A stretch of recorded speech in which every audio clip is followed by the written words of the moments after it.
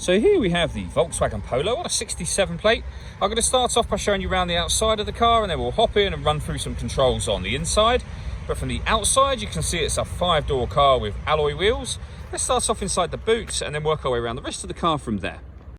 As we approach the boot, you can see we have reversing sensors, plenty of boot space as well, along with that 60/40 split folding rear seat. This vinyl cargo liner would have been an extra with this car, and then you can lift the carpet section up and you have even more space underneath, as you can see. Okay, so we're just going to work our way back round to the front of the car, and then we'll hop in and run through some controls on the inside. But now that we've done a full circle of it, you can see it's in excellent condition the whole way round. Just briefly before we climb in, I think it's what we're seeing the interior from this exterior point of view. There's plenty to run through on the dashboard, so let's hop in and we'll do that now. Okay, now that we're inside the car, we're going to start with the dials. On the left-hand side, we have the rev counter, and on the right-hand side, the speedometer and fuel gauge. In the middle, you can see the total miles for this car, which are 10,088.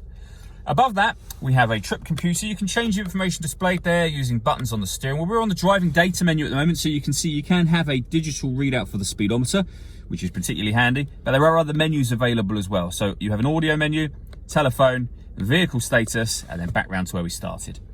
We back out to the steering wheel. On the left-hand side, we have cruise control and volume controls for the stereo.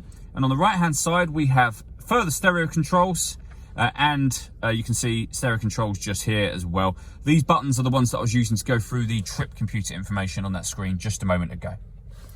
Over in the center, we have the touchscreen for the car. So you do have some buttons down the side, but essentially once you're into a particular menu, it all becomes touchscreen. So you can see radio-wise, we have DAB, FM and AM.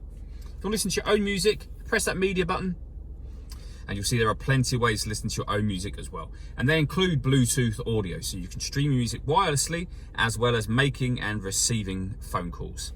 In terms of pairing the phone, hit that phone button just there, and then hit Find Telephone and follow the instructions on screen from there. Working our way down, we have the air conditioning, so you can select the temperature, the fan speed, the direction you'd like the air to be distributed in. That button turns the air conditioning on and off again. You can recirculate the air that's in the car. That's a great way of heating up or cooling it down quickly depending on the temperature you've set here, of course.